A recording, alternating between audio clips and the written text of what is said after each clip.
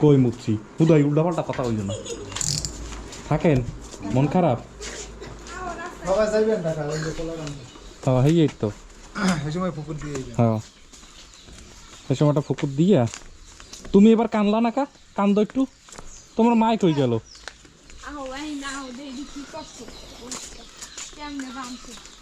বানছি তো ঠিকঠাক ভিডিওটার দুধটা আবার দেখা যায় ভিডিওতে কেমনে নেই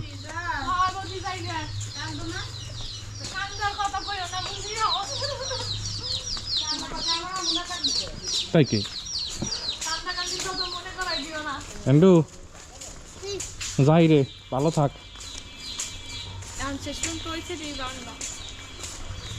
কিছু করার নাই তো ওই পাশে তুমি তো দেখতে থাকবা যে পরে কিনা বা কিছু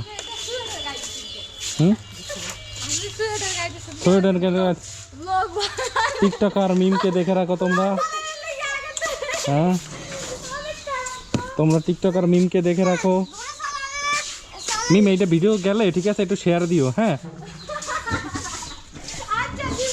ওরে মা ভাই কই আর নাচতে যে কি হবে না আমি এই চিন্তা করতে সাইড খেল মানে ভাই দুই সাইডে আন খেল আজকে যা হইছে ওরে বাবা রে বাবা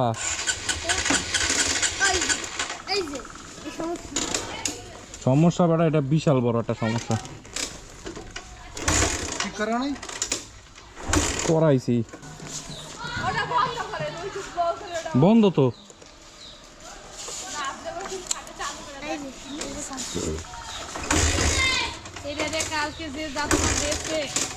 কালকে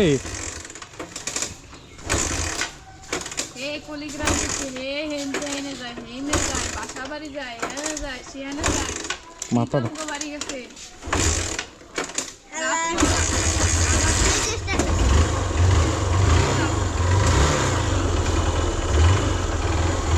তুমি পিছনে বইতে পারবা না তো মাইক কই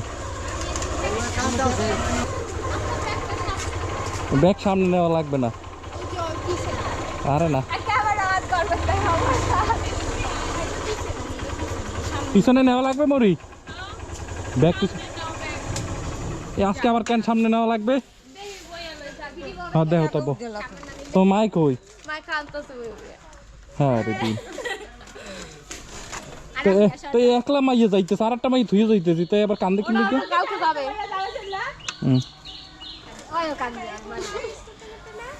আহারে কত কষ্ট রে যাও তুমি কইয়ে যাও নাই যাও একটু কইও একটু কান্দা কান্দি করি যাও নাইলে ব্লগটা ভালো হবে বউ যাই তোমার লাগে লুডু খেলা হইলো না অনেক মিস করবো তোমার লুডু খেলা আইয়ে পারবো অনেক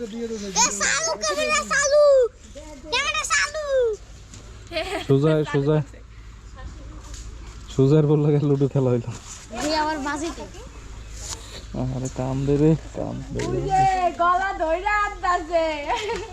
কাম দেখি লেগা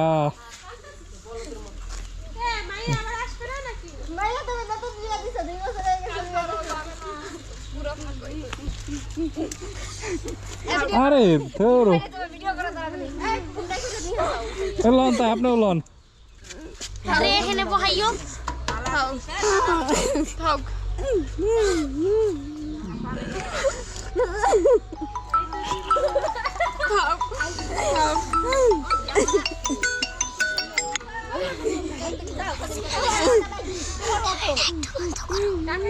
কান্দেন না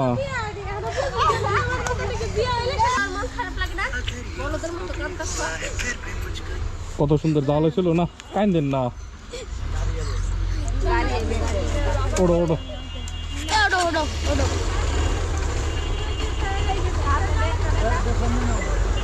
ব্যাগ সামনে না নিলে পারবো না বহুতই ওড়ো যাই রে জোনা যাই টাটা সবাই গেলাম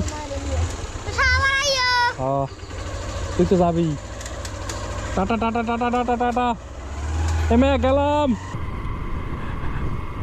আরে ঘুরা ঘেরা হইলে কত ভালো হইতো ফুটবল টুটবল খেলতাম টেনশন ছিল না কোনো।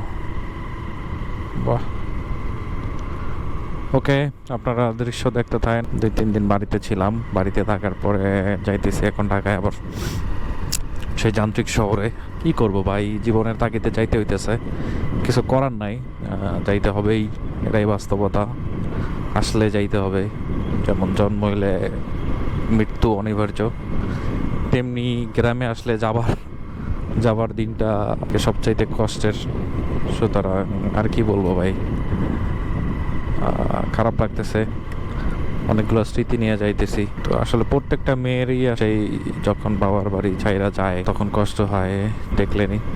ওর মা এসে অনেক কান্না করতেছিল, ছেড়ে যাওয়ার আসলে যে একটা কষ্ট আমরা বুঝবো না, ছেলে মানুষ যারা মেয়ে মানুষ আছে তারাই বুঝবে আসলে এই কষ্টটা।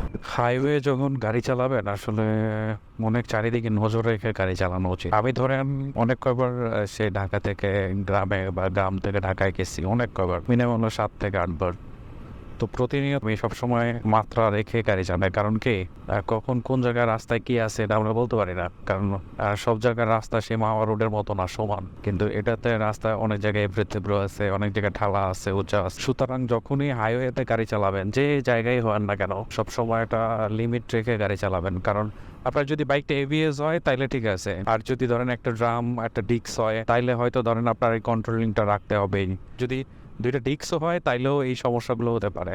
কখন কি দুর্ঘটনা ঘটে যায় সেটা বলা মুশকিল। আর একটা দুর্ঘটনা আসলে একটা পরিবার, দুইটা পরিবারের কান্না, যদি আপনি বিবাহিত হন তাহলে দুইটা পরিবারের কান্না হয়ে দাঁড়ায়। আর আপনি যখন গাড়ি চালাবেন, ধরেন জোরেই চালাইলেন, আপনার অন্যের সাথে দুর্ঘটনা ঘটলো, তারও কিন্তু একটা পরিবার আছে। তো এরকম অনেকগুলো পরিবার একটা দুর্ঘটনার মধ্য দিয়ে আসলে সেই ধ্বংসের মুখে পতিত হয়।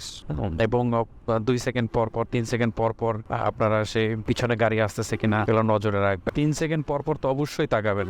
আমার যদি আসলে ইচ্ছা থাকতো না, মানে ধরেন আমি যদি পারতাম, তাহলে হয়তো আরো কিছুদিন রাইখা যাইতে পার। ইচ্ছা ছিল মৌরিকে যে থাকুক, মৌরি যেভাবে কান্না করতেছিল মন চাইছিল আরো 2 দিন থাকুক, থাকলে হয়তো ভালো হইতো। এখন কি করবো, ফিস তো আছে, এই জন্য এখন কি করবো বলেন, এই জন্য আর কি যাইতে হবে।